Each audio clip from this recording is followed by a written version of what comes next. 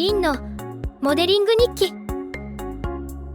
こんにちは、こんばんは、リンです。今回はワイングラスを作ります。そしてぶっ壊します。それではまずワイングラスについて調べましょう。ワイングラスには大きく分けて5種類のグラスがあるみたいです。ボルドーグラス、チューリップの花のような卵型のボールのグラスで、赤ワインのようなタンニンが豊富で重厚感のあるワインに適しているみたいです。ブルゴーニュグラス、風船型でリムがすぼまっているのが特徴のワイングラスで、白ワインの芳醇な香りを引き出すみたいです。キャンティーグラス、国際規格にのっとったテイスティング用グラスを大きくしたような形状のグラスで、赤白を問わず幅広いワインを楽しめて汎用性が高いみたいです。モンラッシェグラス、まるっとした形が特徴のグラスで、酸味が少なく果実味が豊かな白ワインに適しているみたいです。フルートグラス、縦に細長い形をしていて、楽器のフルートに似ていることからそう呼ばれるようになったグラスで、シャンパンをはじめスパークリングワインに適しているみたいです。続いては各部位の名称です。リム、飲む時に口をつける縁の部分。この部分が薄いほどワインの口当たりが滑らかに感じられると言われていて、ワインの味を決める重要な部分だそうです。ボール、ワインが注がれる部分。一般的には丸みを帯びた形が多いみたいですが、ワイングラスによって変わってくる特徴的な部分だそうです。ステム、ボール部分を支える細い足の部分。ステムが短いものと長いものがありますが、手の温度がボールに伝わりづらいので長い方が良いとされているようです。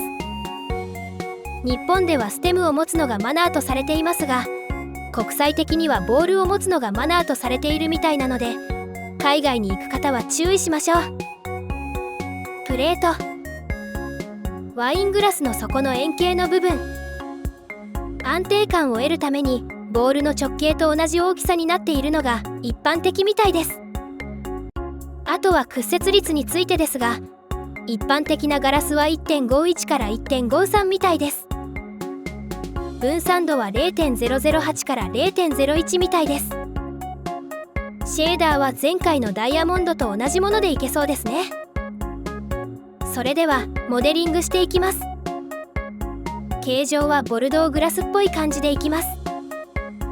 カーブを描いてそれを回転させる方法もありますが、今回は円柱からモデリングしていきます。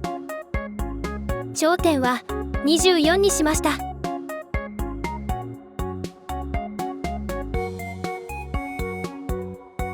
ループカットでエッジを追加して形状を作っていきます。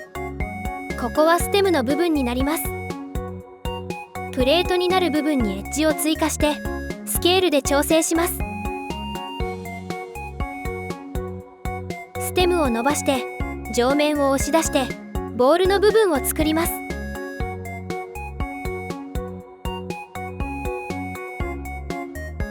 面の差し込みと押し出しをして厚みをつけます。ボールの部分にエッジを追加して丸みをつけます。リムの部分を少し小さくします。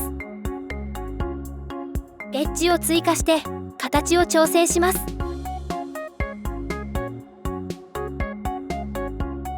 ある程度形ができたらサブディビジョンサーフェスモディファイアを追加します。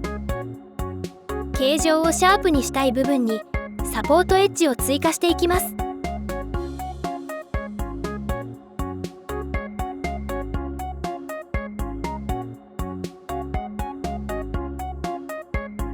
モディファイアの表示、非表示を切り替えながら調整します。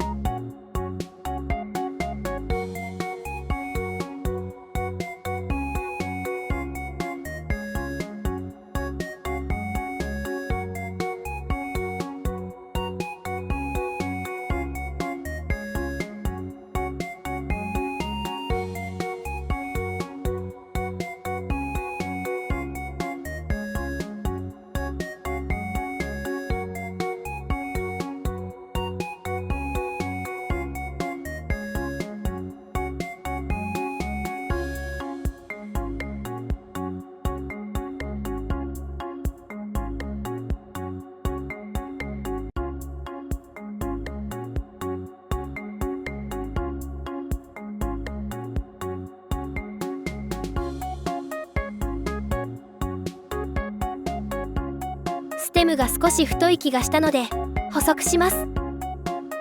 形状はこんな感じで完成とします。マテリアルを割り当てます。サーフェスをグラス BSDF に変更します。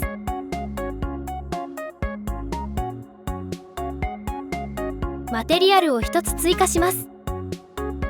これは後々使うマテリアルとなります。次にセルフラクチャーというアドオンを使用してオブジェを分割していきます。これは標準アドオンなのでプリファレンスから追加できます。割りたいオブジェを選択してオブジェクトのクイックエフェクトからセルフラクチャーを選択するとアドオンのウィンドウが立ち上がります。とりあえずそのまま OK を押してみます。そうすると簡単にオブジェを分割できます。破片のマテリアルを見てみます。特に何も設定しないと元のオブジェのマテリアルが設定されます。次に分割するときにマテリアルのところを1にしてから分割してみます。そうすると断面のメッシュには2つ目のマテリアルが割り当てられています。分割する前にマテリアルを増やしておかないと割り当てがされないので、断面のメッシュを別のマテリアルにしたいときは先にマテリアルを増やしてから分割してください。それではグラスを分割していきます。今回は横向きで下に落として割れるというアニメーションにしたいので、それを意識した分割になるように何回かに分けて分割します。ソースリミットの数値が分割される数なので最初は少ない数値にします。最初はこんな感じでしょうか。ここからさらに分割していきます。良さげな分割になるまで何回かやり直します。ノイズとかも少し加えていろいろ試します。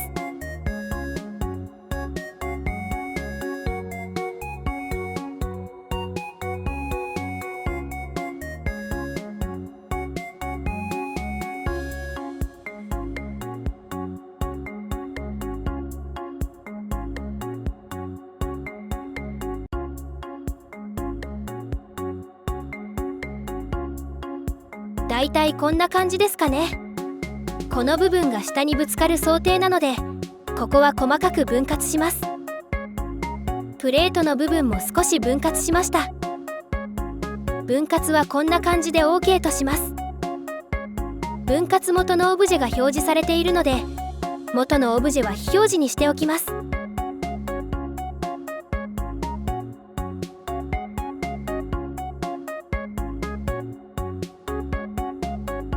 次に選択しやすいように破片は新しいコレクションにまとめてしまいます。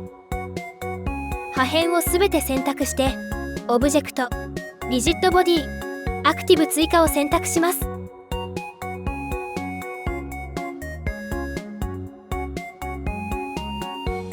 床になる平面を追加します。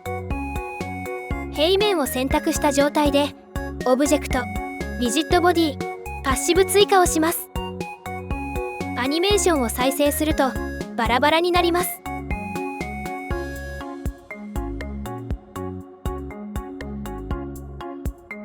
横に傾けるのでエンプティを追加してそれにペアレントします。エンプティを回転してグラスを横にして再生してみます。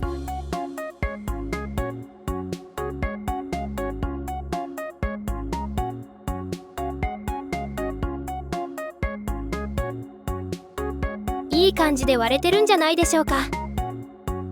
分割前のオブジェを表示すると立った状態になっているので、まずは分割したオブジェの回転を元に戻してペアレントした後再度回転します。分割前のオブジェも床につくまでは使うことになるので同じ動きをするようにしておきます。物理演算は問題ないのでアニメーションをベイクしておきます。破片をすべて選択してリジットボディ、キーフレームにベイクを選択するとベイクされます。マテリアルを作成していきます。この部分は前回のダイヤモンドの動画と同じですのでサクサクと進めていきます。屈折率は 1.52、分散度は 0.01、粗さは 0.04 にしています。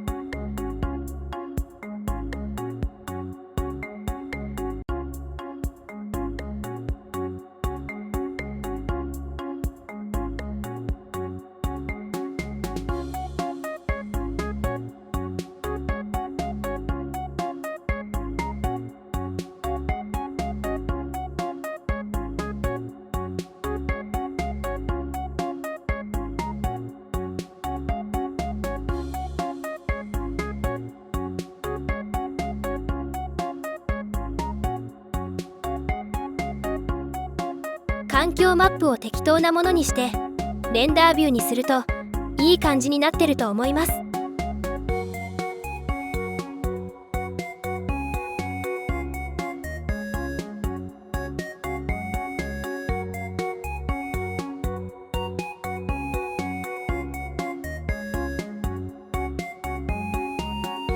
ライトパスの最大バウンス数を変更してきれいに見えるようにします。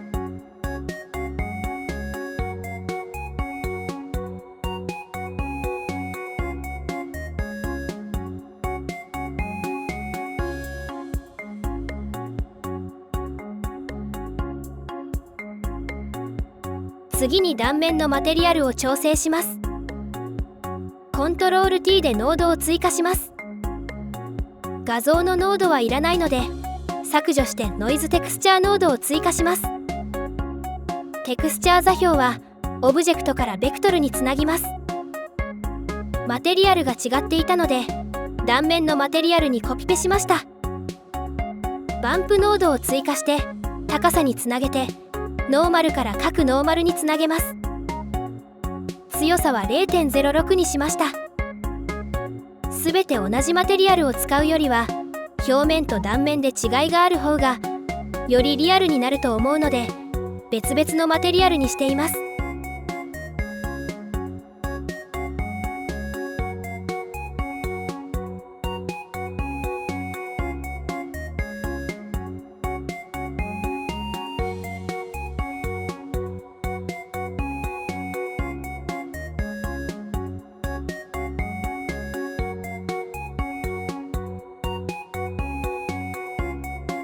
カメラを調整してレンダリングしたいアングルにします。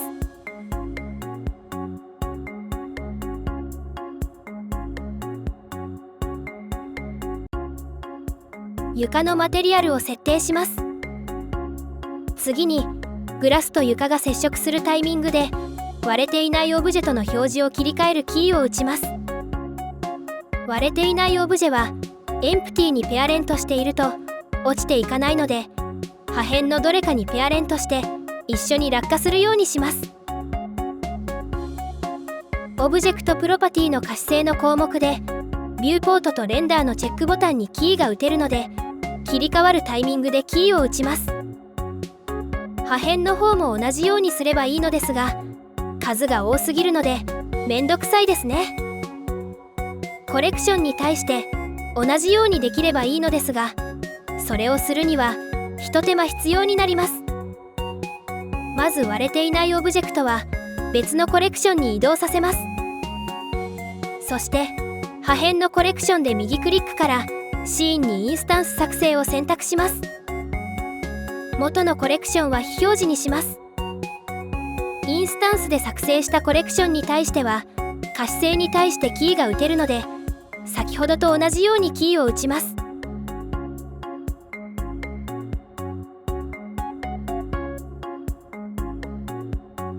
これで落ちるときは割れてないオブジェで床についたら割れたオブジェに切り替えられます。レンダリングしたものがこちらになります。